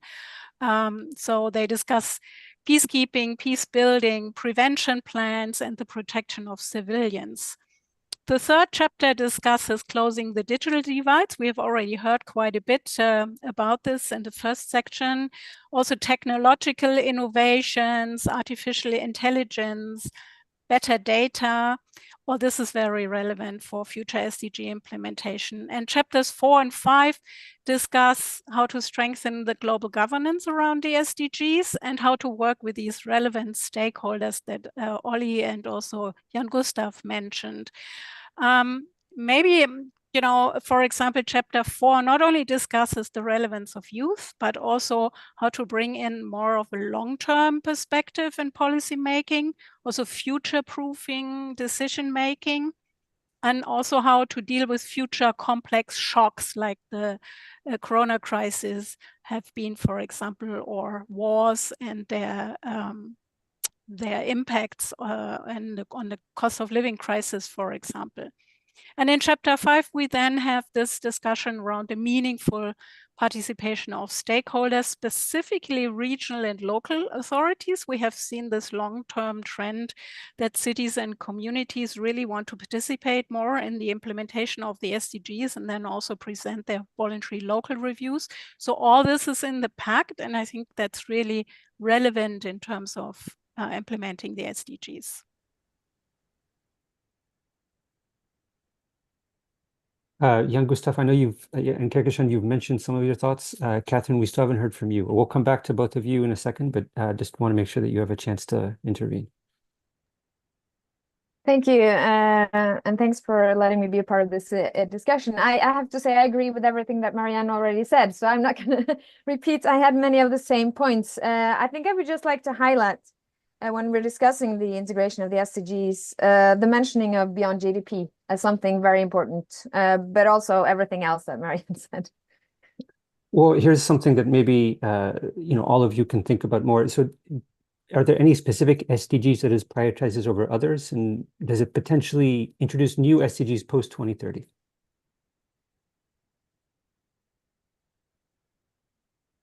Well, let me just quickly say, I don't think it pinpoints any of the SDGs. I'm very happy for Catherine and Marianne's positive take on this, which I think is important. I said in my presentation, the Pact is not an entirely bad document, but it's not good either. You know, a friend of mine says often when people ask him, how are you? And he said it could be worse. And this is also my reaction, my initial reaction to the Pact. However, as Marianne and Catherine has pointed out, and as I also said, there are very many good action points that we need to strengthen. And what I think is important is that this Pact for the future, let's hope it is for the future, must be seen in relation to other documents. Otherwise, it loses its strength. The references made in UN documents often is lost on the reader. So if you look at the context of the Pact, it is okay. We need to strengthen this.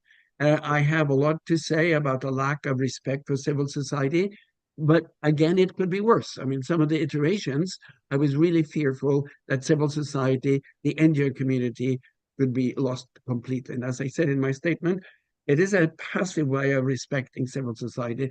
It's not like you saw in the future we want from the summit in Rio in 2012. There's a way to go, but we haven't lost the momentum, and we need to build that momentum very strongly. We need to infuse ambition and hope in this document. I think, Kekashan, that's maybe a very nice jumping point for you. What do you think?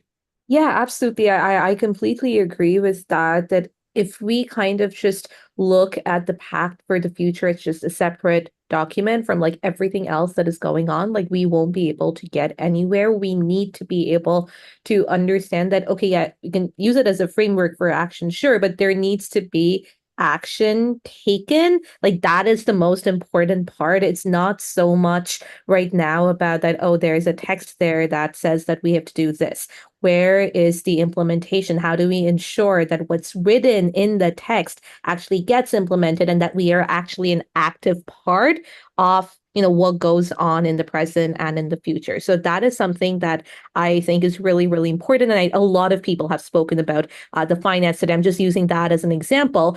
It's great that, financing is being mentioned, that it's describing like what needs to be done. But as a grassroots actor and we working on the ground, we know that there is a huge gap that exists and we're definitely not getting the money that is being committed. So that is like a glaring gap that does exist. And so how do we bridge that? Just saying, and talking about the Pact for the Future is not going to get us there. We need to be able to implement what is being put in this Pact for the Future and utilizing it as a framework, just as we do with other outcome documents and other frameworks that have been put out there, including the SDGs, to actually ensure that the ground level realities are like recognized and that we actually implement solutions on the ground. So yeah, that's how I see the Pact for the Future, as well as the Declaration for Future Generations.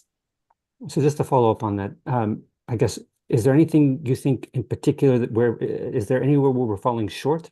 And then the second part is, what are some long-term strategies do you think that are being developed or should be developed to get us where we need to be? I mean, I can just answer that quickly before handing off to you and then to others who want to, but first to you.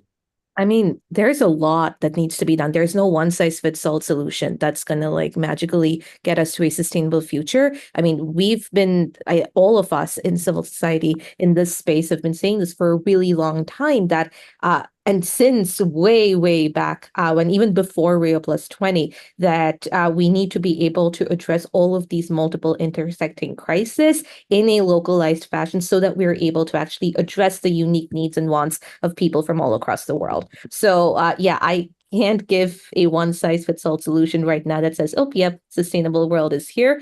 So I think focusing on that is very important, the understanding of the local needs and wants, and that will manifest itself in different ways in different parts of the world. So that's the first thing. And the second is that, you need to understand how this looks at different levels of policymaking, decision-making. So and every single stakeholder has a unique responsibility, and everyone needs to have a role to play. So whether that's government or private sector or civil society, and within them, all of these different sectors. So that is what I would say. I know it's not like it's kind of ambiguous as to, okay, yeah, what needs to be done. But what I would say is that it's not a one size fits all solution. So taking that into account and then moving ahead with your experience and expertise in this arena, I guess that would be my answer to your question.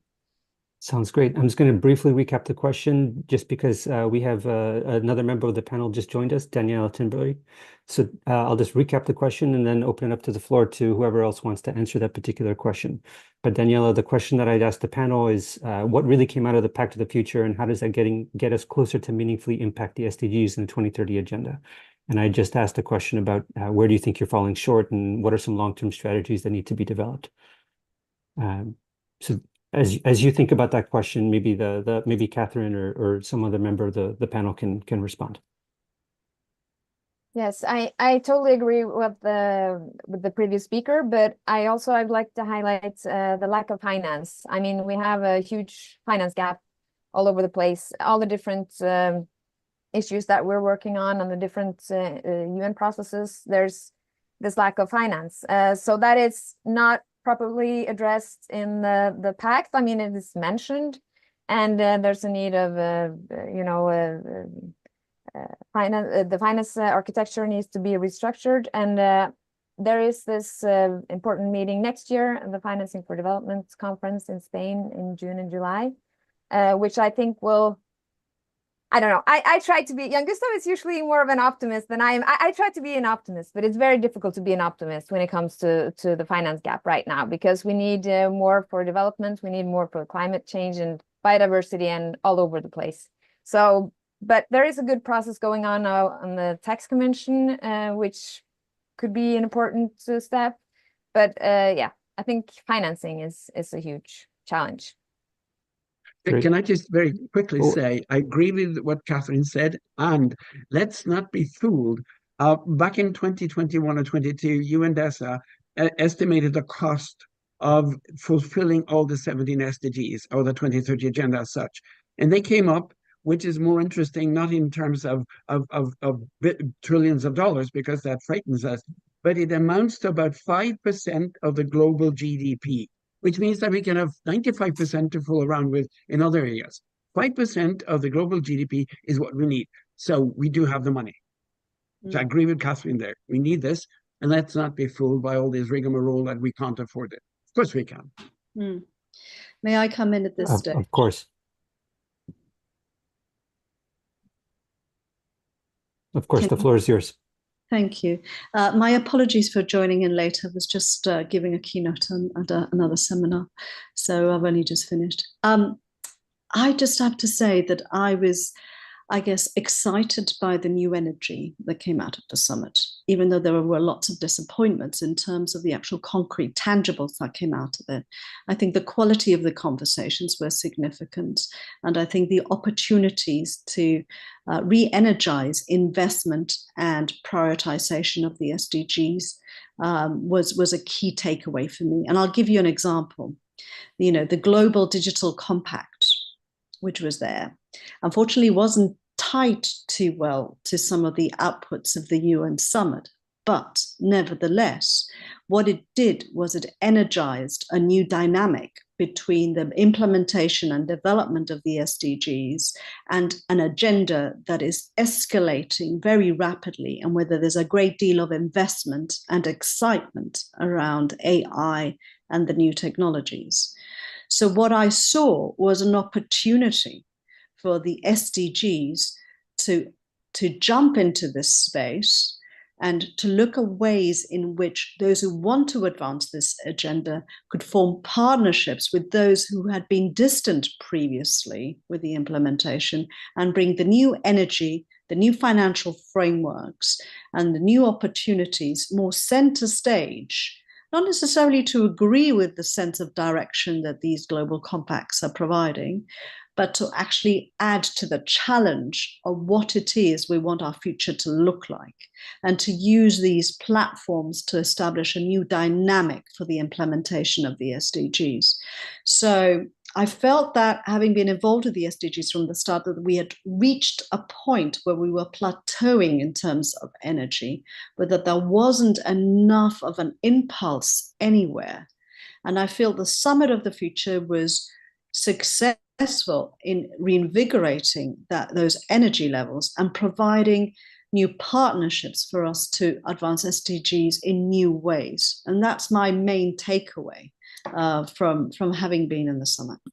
And I think that's the perfect segue to my next question, taking that energy and channeling it into something hopefully useful for the future. But advancing integrated approaches to the SDGs is going to require greater dialogue and integration among many different communities, making it one of, if not the most difficult challenge standing in the way of progress. The main objective of Stakeholder Forum Integrate SDGs project is to strengthen all dimensions, but especially the environmental dimension of the SDGs.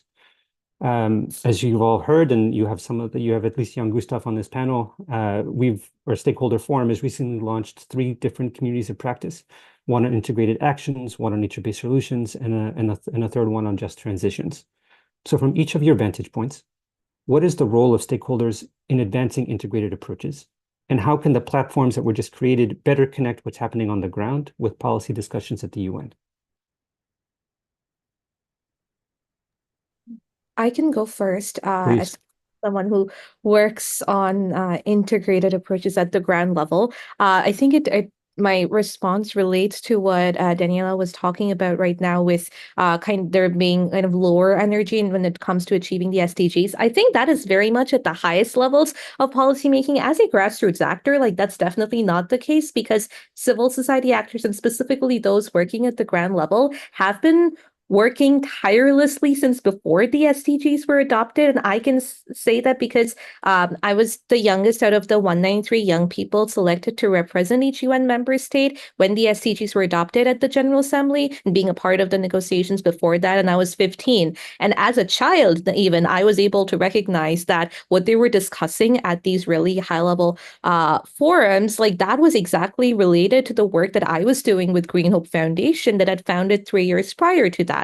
And even now, during the Summit of the Future, while the summit was taking place and you had Climate Week NYC, my team and I were working not just like trying to promote the importance of civil society involvement at the UN, but we were literally implementing within our own communities what was being discussed, whether that was we just finished a solar streetlight installation in a rural community in Cambodia to provide safe spaces for women and girls in climate vulnerable communities, and to make sure that they felt safe coming out of their homes in the evenings, and girls could feel safe going to school at dawn. And so that is addressing not just SDG 7, but SDG 4 and SDG 13 and SDG 5. And we had our members in rural Western India who were working to clean up their communities, not just their communities, but the waterways as well, while the 2 main days of the Summit of the Future were taking place. And so we were able to see, literally, as we see with so many other conferences that take place, how grassroots actors have always been taking forward this approach of intersectionality, of integrated approaches at the ground level. What is going wrong is that we're not seeing that at the highest levels of policymaking. There is a very big gap that exists between the top-down and the bottom-up processes, and that needs to change. So we need greater integration of civil society within these highest levels of policy making. Right now, we're kind of seeing this another, like a pushing away of civil society within the UN. And that is really, really bad, because we can't get anywhere if we don't have civil society and these really important grassroots actors bringing in the ground level realities to these decision-making spaces. So yeah, I think the work that we're all doing right now to make sure that there's greater representation of all of us, of civil society, is extremely crucial in this regard, because the kind of disparity in the way I saw the work my team was doing at the ground level and what I was seeing, discussing at the United Nations, there was a really big gap, and I did not like that one bit. And there needs to be a lot more done to bridge that gap and identify why we had this gap in the first place when we were making progress in the past. So kind of pushing that energy forward is like really, really important. Who else would like to answer the question, especially address the bridging the gap that Katarzyna just brought up? Yeah, please. So for me, I guess we need to look at stakeholders in a different way to address the issues that have been so eloquently raised at the moment. I think the problem is we're still talking to the converted. We're still talking to those who are already engaged with this agenda. And what we have not yet done is reached to those who have the power to escalate a lot of this work, who have the power to embed a lot of this work into the mainstream. That has not happened yet. And I think that is probably to be expected, given that when we talk about social change, when we're talking about economic and environmental change, particularly, there are certain steps and processes that we must follow to be able to engage the mainstream. But the reality is that there are some excellent projects being undertaken with the SDGs at the community level, at the regional level, but those are not yet mainstream. And so how do we engage those who have the possibility to escalate, to advance this agenda far more significantly and rapidly, so that when we look at those indicators, when we look at what has changed, we can see it, we can visualize it, but we can also track it at a level that is systems significant rather than project significant. And I don't think that the summit actually opened the door for that. I do think that conversations were happening around it, but I think that it did not succeed too much in engaging those who had not yet engaged. We need to find a way, and I think Stakeholder Forum is an excellent platform to bring stakeholders together, not just those who already consider themselves as environmentally responsible and engaged, but those who are yet to see the significance of their work and their commitments and their investments to the impact on the environmental agenda. Do you see the communities of practice as a viable mechanism to do exactly what you were describing? And if so, what are some opportunities that you would highlight in particular? Absolutely. Communities of practice are very important, but it's how these communities of practice come together at a much larger scale that's also important. So, we need to certainly empower, support, deepen the work that happens in these communities of practice. But it's also about mainstreaming and escalating, because we're now well through the midpoint of the SDGs, and we need to start thinking strategically in a different way now. We need to just take it to the next step. And for that to happen, we need to look at connecting these communities of practice in a far more strategic way, to be able to not just join the dots, but to have a different type of impact on those policy frameworks, on those investment frameworks, on those decision-making frameworks at national, regional, and multilateral level, so that this becomes the way we do things and not just an interesting thing that the committee on the side does.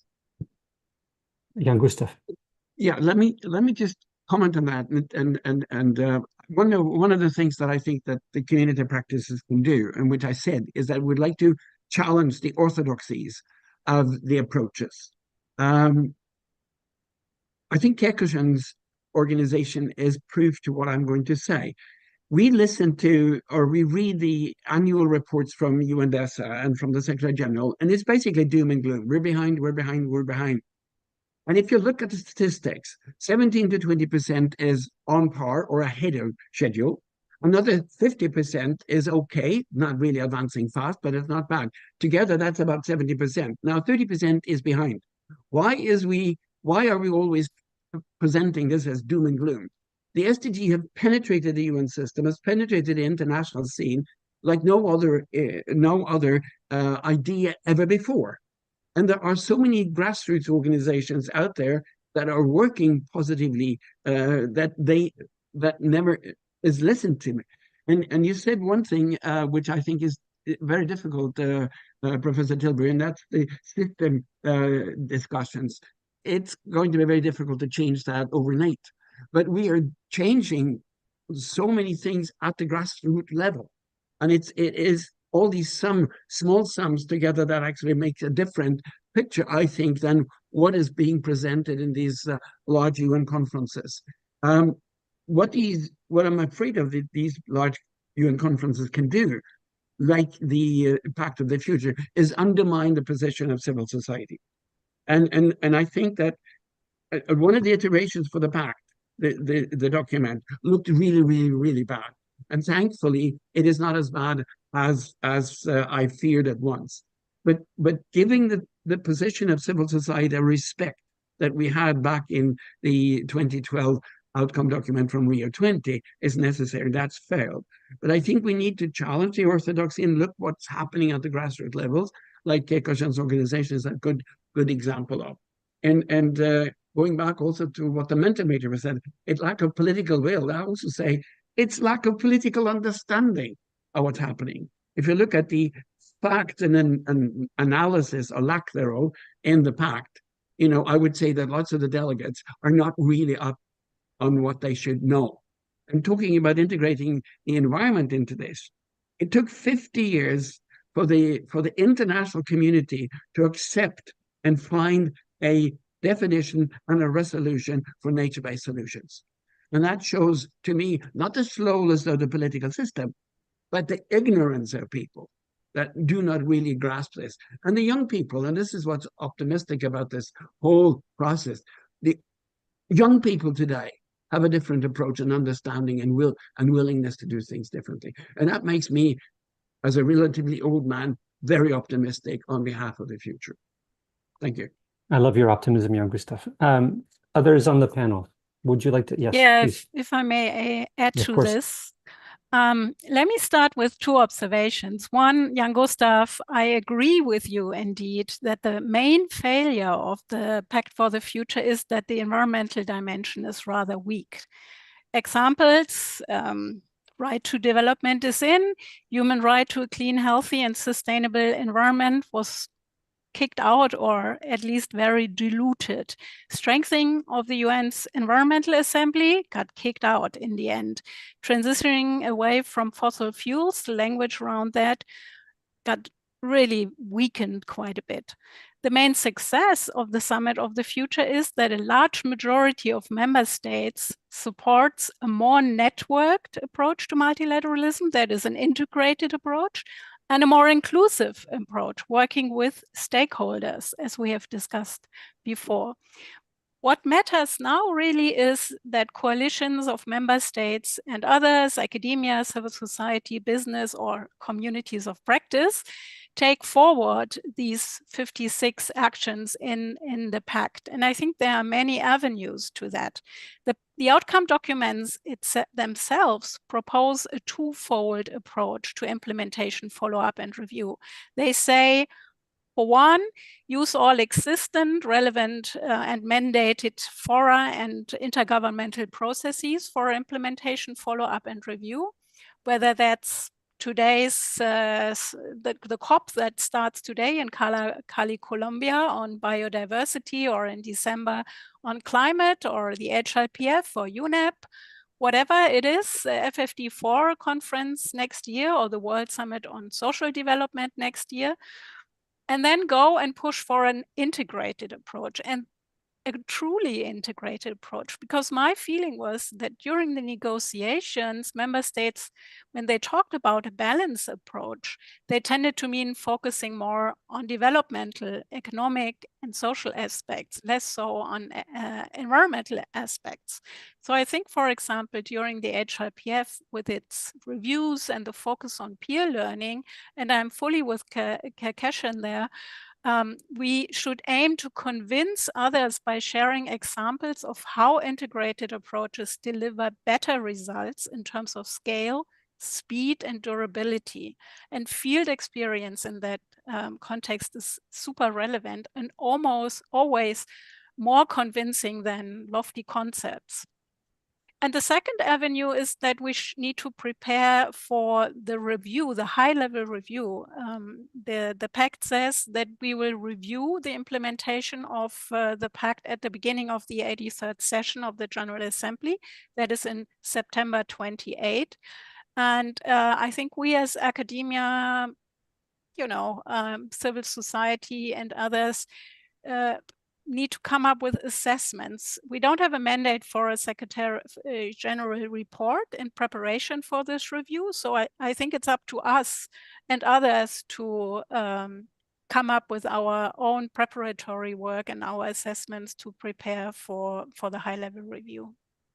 Thank you, Marianne. I know, Charles, did you want to Yes, thank you, AR. I just want to jump in because we are now at the end of the 2 hours that we promised everybody this would last. And our interpretation team is in Cali, Colombia, getting ready for the COP. So I don't want to drag, to go on any further. I'm waiting for a little word from them, whether we have a couple more minutes. So Nixon or Pierre-Yves, if one of you wouldn't mind turning your mic on and letting me know whether we can go for another 5 or 10 minutes, but if not, I'll then wrap things up. So I'm going to wait to hear from them. But in the meantime, I want to thank No, everybody. it's okay, Charles. Yeah, 5-10 minutes is okay. We're here. That's wonderful. Thank you so much. Well, having said that, AR, do we want to go no more than 10 minutes? Do we want to take a look at a question or two, or would we rather hear a few more comments from our panel? All right, so I have a question that just came in. I'm gonna do my best to read it. So it says, just transition needs a change of paradigm. Two crucial nodes have emerged in this conversation: managing artificial intelligence, transition from fossil fuels to sustainable and renewable energy. How to steer and sustain momentum for a just transition? What a question. What an excellent question. If I may come in, I must say that it's really quite important that, from what has been said before, that of course we acknowledge the great work that's happened and that we retain that very positive outlook to the future, which Jean-Christophe has shared with us. I don't dispute any of that. But I still want to reinforce the fact that we are not at a stage where we have escalated these concepts of a just transition to the level where those who are having the greatest impact on the environment, particularly, the particular corporate sector entities that are having the very largest impact on our environment, that they have not yet embraced the concept of the end of oil or the end of fossil fuel. They have not taken on board the just transition notions. So how do we do this? Well, I do think that against my training, because I've always been trained and been very supportive of cultural change must underpin any way forward, I think we are running out of time. That is my view. We're running out of time, and we need to start consider some regulatory frameworks. We need to start considering some ways in which we combine the stakeholder engagement, the forces for good that are taking root in our communities, with some approaches where we regulate, where we ask for compliance, where we ask for reporting, where we bring together these forces of change in a way that can accelerate us towards that just transition, because otherwise we are going to find that this is taking far too long and we're running out of time. That's my view. Would anyone else on the panel like to address that question? Sorry, I would just like to add, because from my experiences working on the SDGs in Norway, I think that one of the main challenges is, well, because Norway has become extremely rich because of oil and gas, and just transition is like one of our most important issues right now. But it's just extremely difficult because, and I think a part of that is because the national authorities, they lack the integrated approach to the SDGs, because they like to focus on what Norway is doing good, but then of course we're such a big contributor to climate change. So I think actually to integrate the SDGs, to talk more about how everything is connected, is also helping us in advocating for a just transition in a country like Norway, for instance. But it is very, yes, it's a long way to go. Thank you, Catherine. AR, maybe time for one more question and a very brief answer from one of our panelists before we close down. What do you think? That sounds great. And I'd like to come back to the Stakeholder Forum's communities of practice. What advice and what strategies would you propose, or opportunities would you think that should be taken advantage of to keep the communities of practice keep going in the next phase?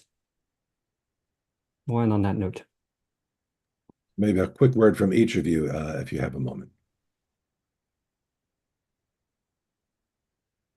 well, I can start, and I would say that for me, what's interesting, and I think I got my view of this corroborated by the discussions and the presentations, is to see how we can challenge the policy directives that is now dominating the paradigm concerning the 2030 agenda.